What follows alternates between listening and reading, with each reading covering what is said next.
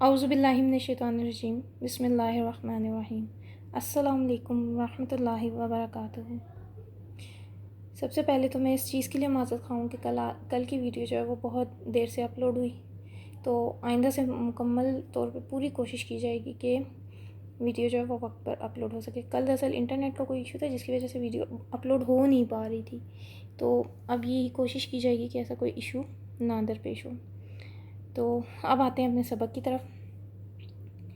سب سے پہلے تو ربی اشرح لی صدری ویسر لی امری واحلل عقدۃ من لسانی یفقہوا قولی ربنا زدنا علما اللہم فقہنا فی الدین الہی آمین یا رب العالمین۔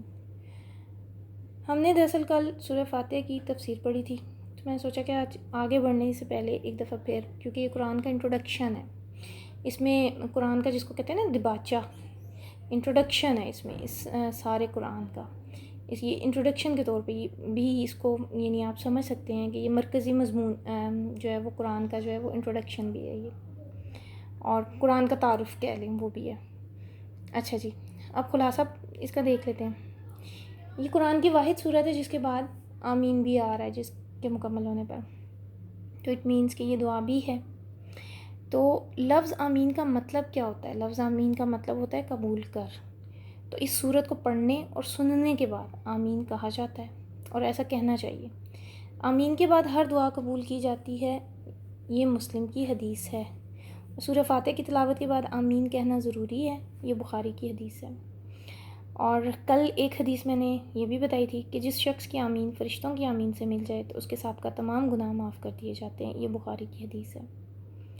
اب آیات کا مختصر سا جائزہ دیکھ لیتے ہیں۔ آیت نمبر 1 تا 3، الحمدللہ رب العالمین الرحمن الرحیم مالک یوم الدین۔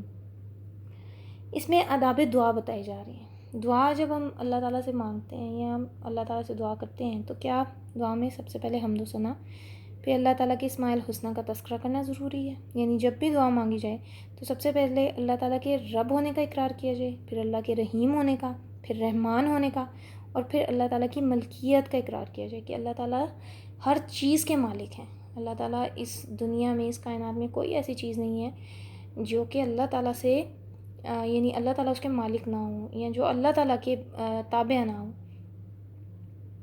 پھر آیت نمبر جو اگلی آیت ہے اس میں استحقاق کی دعا ہے۔ استحقاق کی دعا کہتے کسے ہیں؟ اطاعت اور عبادت کے نتیجے میں ہر دعا مانگنے کا حق حاصل ہوتا ہے، کیونکہ ہم اللہ تعالیٰ کی عبادت کرتے ہیں، اللہ کی اطاعت بھی کرتے ہیں، اور ہم اسی کو طاقتور سمجھتے ہیں، اسی لیے صرف اسی سے مدد مانگتے ہیں۔ تو اللہ کی عبادت کے نتیجے میں ہی انسان کو اس سے مدد طلب کرنے کا حق حاصل ہوتا ہے۔ اگلی آیت ہے جی اہدنا الصراط المستقیم۔ دراصل یہ ایک جامعہ دعا ہے، اہدنا الصراط المستقیم، اے اللہ ہمیں سیدھا راستہ دکھا۔ تو سیدھا راستہ ہے کیا؟ صراط مستقیم ہے کیا؟ توحید کا راستہ جو قرآن و سنت کی دعوت پر مشتمل ہو۔ اسی راستے پر انسان مرتے دم تک چل کر اللہ کی رضا خوشنودی حاصل کر کے ابدی جنتوں میں داخل ہو سکتا ہے۔ غیر المغضوبی، نہ کہ ان لوگوں کا جن پہ اللہ تعالیٰ کا غضب نازل ہوا۔ یہ کون لوگ ہیں؟ یہ میں نے بتایا تھا کہ یہ لوگ یہاں ان سے مراد یہود ہیں۔ یہود کیوں اللہ کے غضب کا شکار ہوئے؟ کیونکہ انہوں نے اللہ تعالیٰ کے احکامات کی بار بار نافرمانی کی۔ جب بھی ان پر کوئی عذاب آتا، کوئی مشکل آتی، کوئی بھی پریشانی آتی، وہ اپنے نبی کے پاس آتے اور کہتے کہ اب آپ اللہ سے دعا کریں، ہم سے یہ پریشانی ٹل جائے گی، ہم سے یہ مصیبت ٹل جائے گی، تو ہم اللہ تعالیٰ کے بندے بن کر رہیں گے، ہم اللہ تعالیٰ کی اطاعت کریں گے۔ لیکن جو ہی مشکل ٹلتی تھی وہ واپس اپنی نافرمانیوں پر آ جاتے تھے، تو آخر کار ان پر اللہ تعالیٰ کا غضب نازل ہوا۔ اور اچھا، چلتے چلتے میں آپ کو یہ بتانا بھول گئی، اہدنا الصراط المستقیم، صراط الذین انعمت، یہ لوگ کون ہیں؟ انعام یافتہ لوگ۔ یہ انعام یافتہ لوگ جو ہیں وہ تھے جو کہ صالحین، انبیاء، صدیقین اور شہداء ہیں۔ یہ ان لوگوں کا راستہ ہے۔ سورہ نساء میں ہی اللہ تعالیٰ فرماتے ہیں کہ جو نیک لوگ ہیں، جن لوگوں پر اللہ تعالیٰ نے انعام کیا، وہ یہ 4 طرح کے لوگ ہیں۔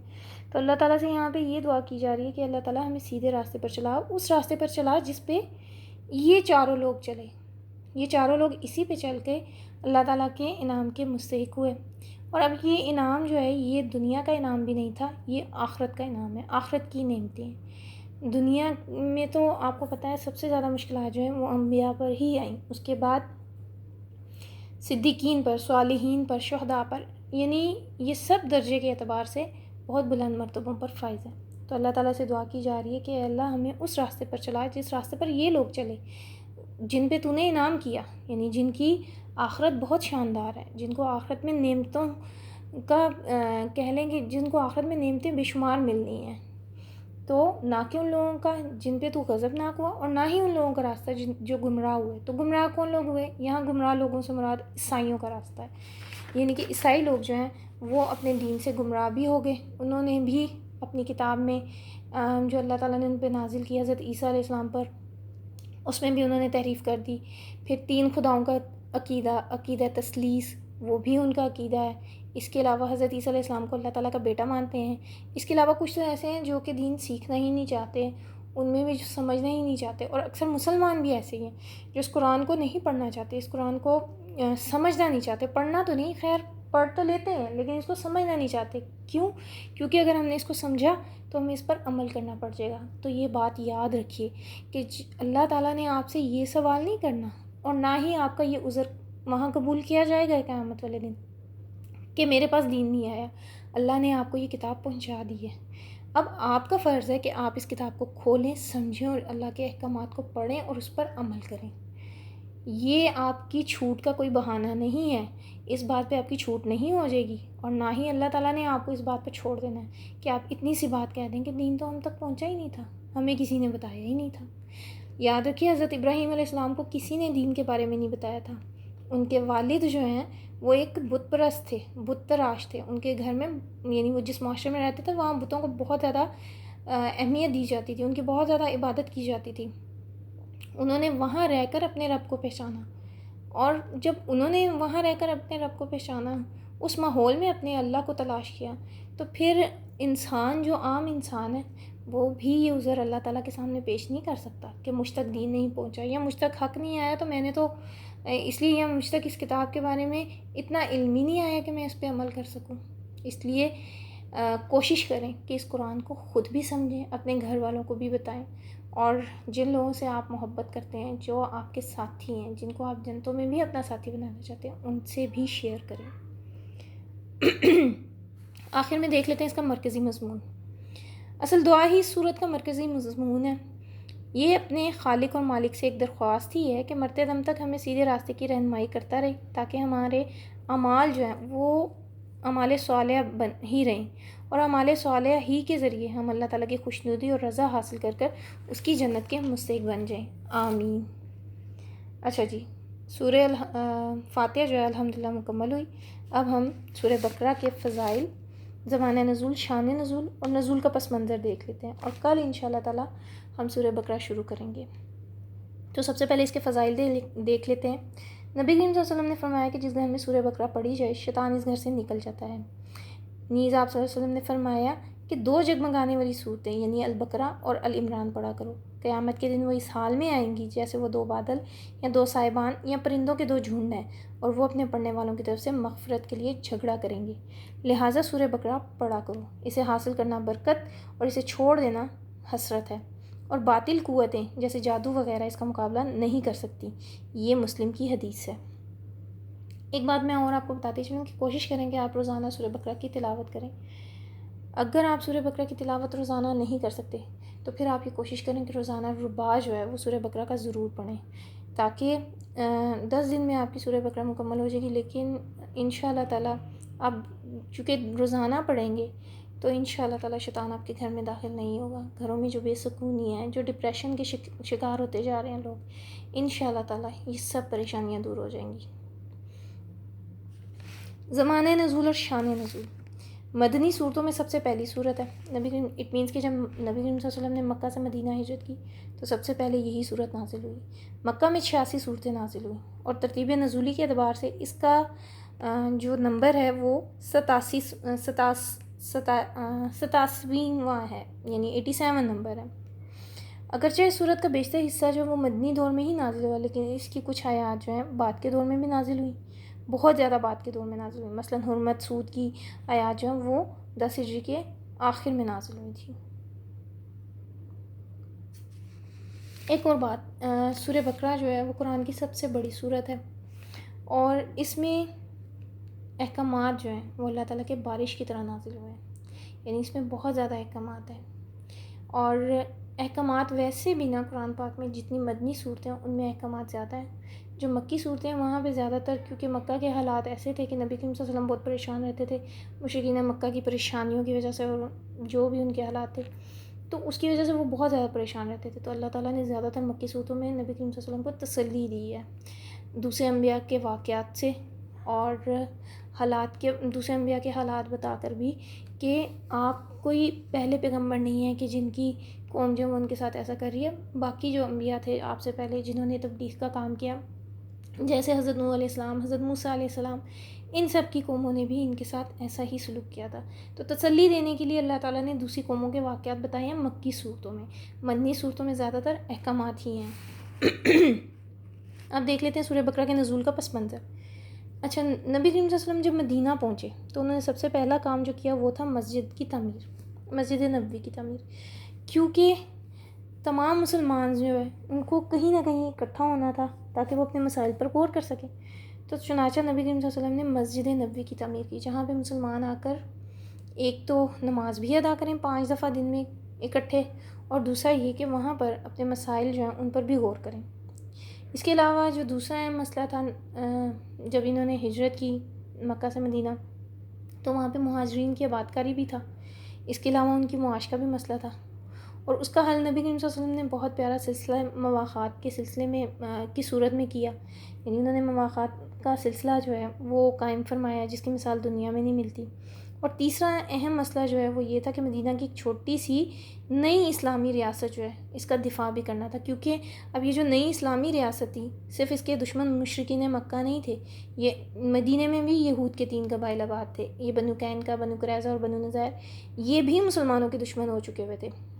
اس کے علاوہ مدینہ کے مشرکوں کے 2 مشہور قبائل جو ہیں اوس اور خزرج، یہ ان کے حلیف بن کر بھی انہیں لڑاتے تھے. یعنی آپ یہ دیکھ لیں کہ یہ جو یہود ہیں یہ کبھی بھی مسلمانوں کے ہمدرد نہیں ہو سکتے. اللہ تعالیٰ نے قرآن میں بھی کہا ہے کہ یہود آپ کے دلی دوست نہیں ہو سکتے، آپ انہیں اپنا دلی دوست نہ بنائیں، انہیں اپنا ہمراز نہ بنائیں. کیوں؟ کیونکہ ان کو مسلمانوں سے شروع سے ہی جو ہے وہ ایک بیر ہے یا ان کو دشمنی ہے. ان کی دشمنی کی سب سے بڑی وجہ یہی ہے کہ ان کو سب سے بڑا اعتراض یہ ہے کہ نبی کریم صلی اللہ علیہ وسلم جو ہے، حالانکہ ان کی کتابوں میں تو رات میں بھی یہ لکھا گیا ہوا ہے کہ آخری نبی جو ہیں وہ بنی اسماعیل میں سے آئیں گے، لیکن انہیں سب سے زیادہ اعتراض یہی ہے کہ آخری نبی جو ہیں وہ بنی اسماعیل میں سے کیوں آئے ہیں، بنی اسرائیل میں سے کیوں نہیں آئے. کیونکہ ویسے بھی جتنے بھی انبیاء آئے ہیں ان میں زیادہ تر انبیاء جو ہیں وہ بنی اسرائیل سے ہی آئے ہیں، اور آخری نبی جو ہیں وہ حضرت عیسیٰ علیہ السلام تھے بنی اسرائیل سے، اور ان کو اللہ تعالیٰ نے اٹھا لیا تھا، اور ان کے بعد نبی کریم صلی اللہ علیہ وسلم جو ہیں وہ آئے تھے. تو انہیں سب سے زیادہ اعتراض یہی ہے کہ آخری نبی جو ہیں، جو نبی کریم صلی اللہ علیہ وسلم ہیں، وہ بنی اسماعیل میں سے کیوں نہیں، بنی اسماعیل میں سے کیوں آئے، بنی اسرائیل میں سے کیوں نہیں آئے. اچھا، یہ بنی اسرائیل جو ہے یہ ایکچولی حضرت اسحاق علیہ السلام کی اولاد میں سے ہیں. یعنی کہ حضرت اسحاق علیہ السلام کی اولاد جو ہے ان کے بیٹے حضرت یعقوب علیہ السلام تھے، اور ان کا لقب جو ہے وہ اسرائیل تھا. تو یہ بنی اسرائیل جو ہے انہی کی یعنی حضرت یعقوب علیہ السلام کی اولاد میں سے زیادہ تر پیغمبر آئے ہیں. ان کے 13 بیٹے تھے، 11 جو ہم نے پڑھا، جن میں ایک حضرت یوسف علیہ السلام اور بنیامین بھی ہیں، تو ان کے 13 بیٹے تھے. تو یہ جو ہے زیادہ تر پیغمبر جو ہیں وہ بنی اسرائیل میں سے آئے ہیں. تو انہیں یہ بھی مسلمانوں سے ایک جلن یا مسلمانوں سے ایک حسد یا کہہ لیں ایک عداوت ہے کہ اللہ تعالیٰ نے ایسا کیوں کیا. دوسرا، اللہ تعالیٰ نے ان سے امت کی امامت چھین کر امت محمدیہ کو دے دیا ہے. اب تمام امتوں کی سردار جو ہے وہ امت محمدیہ ہے، جبکہ پہلے جو ہے وہ بنی اسرائیل تھی. اس بات پہ بھی انہیں اعتراض ہے. تو چنانچہ انہوں نے بہرحال کیونکہ یہ بہت زیادہ مسلمانوں کے دشمن تھے، پھر یہ اوس اور خزرج قبائل کو ان کے حلیف بن کر آپس میں لڑاتے رہتے تھے. اس لیے آپ صلی اللہ علیہ وسلم نے سب سے پہلے یہودیوں کو ایک مشترکہ مفاد کی طرف دعوت دی، اور مفاد تھا مدینہ کا دفاع کیا جائے، مشرکین مکہ اور جتنی بھی باہر کی قوتیں ہیں ان سے مدینہ کا دفاع کیا جائے. تو اس سلسلے میں انہوں نے میثاق مدینہ کے نام سے ایک معاہدہ جو ہے وہ یہود کے ساتھ کیا، طے ہوا. لیکن شروع میں تو یہود کے جو قبائل تھے وہ بظاہر ایسی شرائط کو تسلیم نہیں کر رہے تھے، کیونکہ وہ مدینے کی معیشت اور سیاست پر پوری طرح چھائے ہوئے تھے. اب یہ تھا کہ یہ اللہ کی خاص مہربانی تھی کہ وہ جو تینوں قبیلے تھے نا، وہ تینوں قبیلے آپس میں لڑنا شروع ہو گئے. جب وہ آپس میں تینوں قبیلے لڑنا شروع ہو گئے تو ان کی نااتفاقی کا نتیجہ یہ نکلا کہ وہ خود ہی نبی کریم صلی اللہ علیہ وسلم کے پاس آ کر وقتاً فوقتاً میثاق مدینہ جو ہے اس کو تسلیم کرتے چلے گئے. اس طرح جب یہ ریاست اپنے پاؤں پر کھڑی ہوئی تو مسلمانوں اور کافروں کے علاوہ ایک تیسرا گروہ جو منافقین کا گروہ تھا وہ بھی وجود میں آ گیا. اب یہ جو منافقین کا گروہ تھا نا، یہ زیادہ خطرناک تھا، کیونکہ مشرکین تو وہ کھلے دشمن ہیں، منافقین جو ہیں وہ چھپے ہوتے تھے. وہ نبی کریم صلی اللہ علیہ وسلم کی محفل میں ہوتے تھے، لیکن وہ بیچ میں سے ان کی جو دلی ہمدردیاں تھیں وہ مشرکین مکہ کے ساتھ تھیں. وہ نبی کریم صلی اللہ علیہ وسلم کو اور اسلام کو نقصان پہنچانا چاہتے تھے. تو اس صورت کی ابتدا میں انہی تین گروہوں کی بات ہوئی ہے، یعنی مسلمانوں کی، کافر کی اور منافقین کی، اور یہی اس کا زمانِ نزول بھی ہے. الحمدللہ ہم نے اس کا نزول کا پس منظر بھی پڑھ لیا.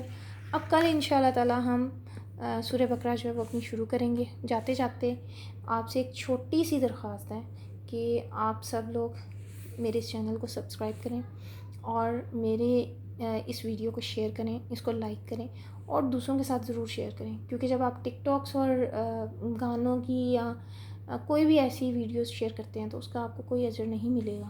لیکن اگر آپ یہ ویڈیو شیئر کریں گے اور کسی کے علم میں اضافہ ہوگا اور کوئی راہ راست پہ آئے گا، صراط مستقیم کی طرف آئے گا، اپنی غلطیوں کو اپنے اندر جھانک کر دیکھے گا، تو پھر اس قرآن کے یہ قرآن ایک آئینہ ہے.